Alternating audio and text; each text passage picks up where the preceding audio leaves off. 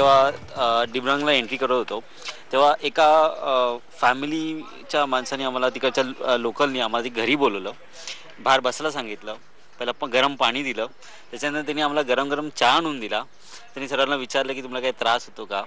तर एवढं त्यांचं प्रेमल हॉस्पिटॅलिटी होती आमच्यासाठी. पण त्यांनी असं विचारलं नाही, एवढी सगळी लोक सायकलिंग करत कुठून आलात, काय आलात, काय होता तो एक्सपिरियन्स?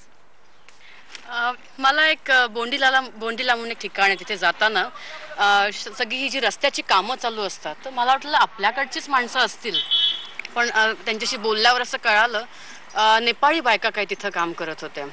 आणि माझा जरा हात मला दुखायला लागलं, ते बराच वेळ धरून मी असं शेकायला वगैरे असं तिथे गेले.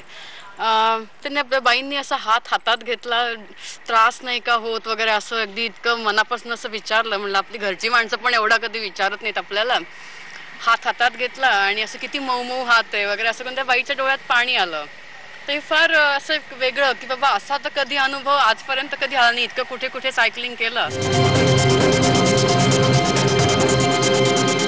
तुम्हाला काय पैसे मिळालेत का, व तुम्ही एवढं चढून कसे जाणार, शक्य नाही, इथपासनं सगळ्या प्रकारचे आम्हाला क्वेश्चन विचारले गेले.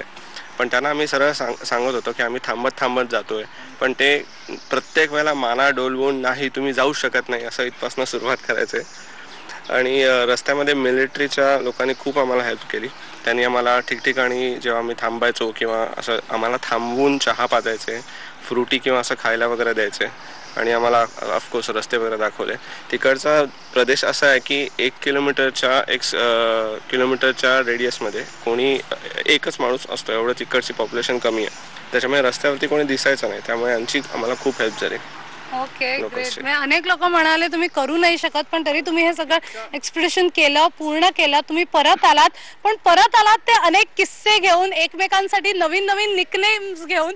मला वाटतं याला सर्वात जास्त झोपला, या पूर्ण ट्रिप वरती हा सर्वात जास्त वेळ झोपला म्हणून याला स्लीपिंग ब्युटी असं तुम्ही नाव दिलंय का?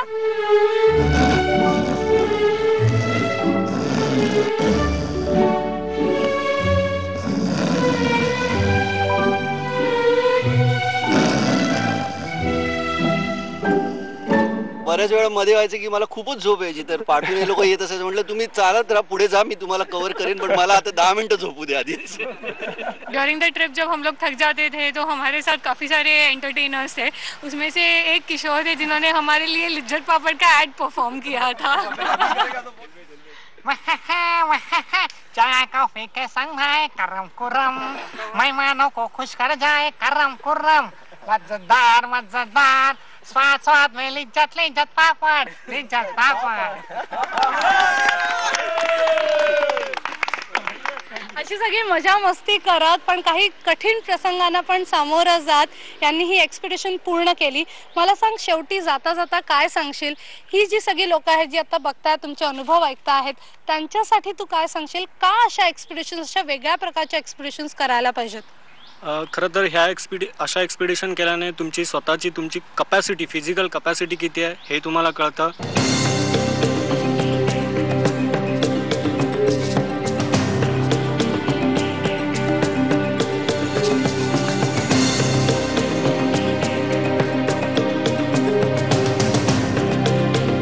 आणि सगळ्यात चांगली गोष्ट म्हणजे आम्ही जाताना नेहमी खालीच जातो, पण येताना आम्ही आमच्या लोक झोळी म्हणतात, पण आम्ही आमच्या पाठीवर सॅक असते, त्या पाठीवर आमच्या सॅकमध्ये बऱ्याच आठवणी असतात आणि त्या आठवणी कधीही न संपणाऱ्या असतात.